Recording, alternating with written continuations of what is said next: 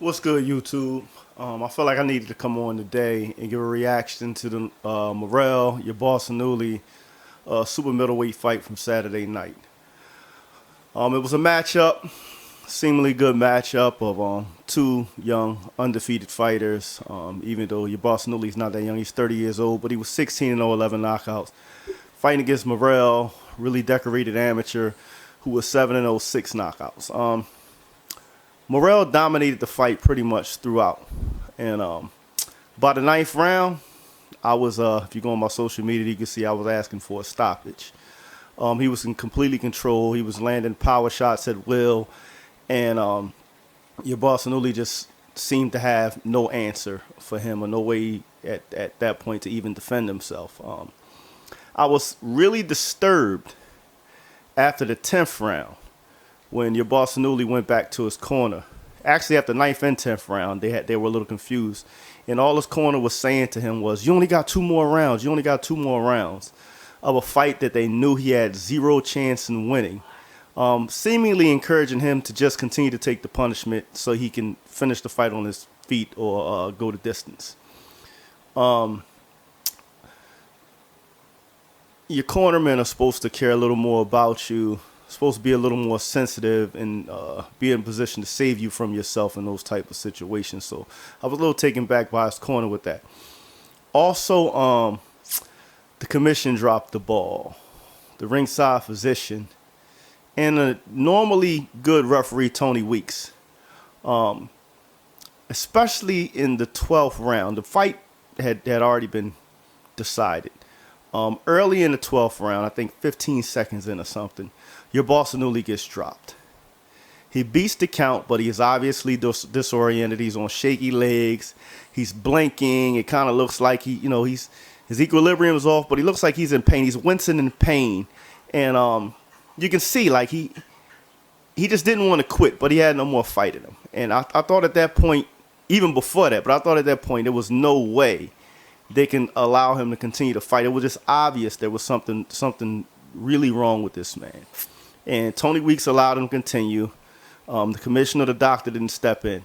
And not long after that, he was brutally knocked out. And even after the 10 count, had to be assisted to his stool by Morrell, ironically. And I've since learned that he's in a coma. And it's a pretty sure bet that not only will he not fight again, but there's a chance that he may not survive. And we just owe our fighters a lot more. I think there was a lot of incompetence displayed there. I believe the fight should have been stopped, like I said, easily after 9 rounds. It became even more evident after the 10th.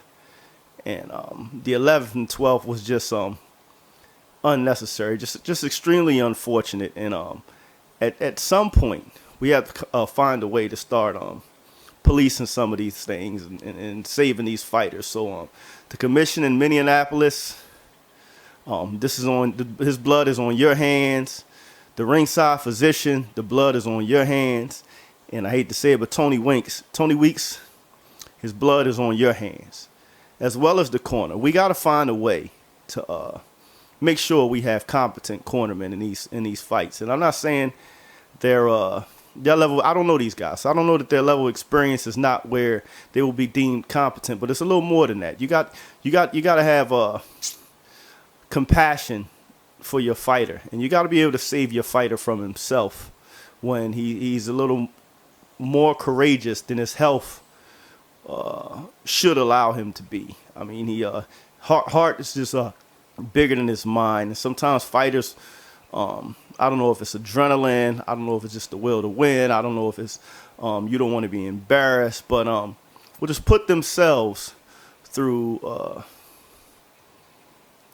circumstances that could literally kill them, just so they don't look like a quitter or because they don't want to give up. And like I said, in those instances, it's up to everyone else involved to save them from themselves. And in this instance, that didn't happen.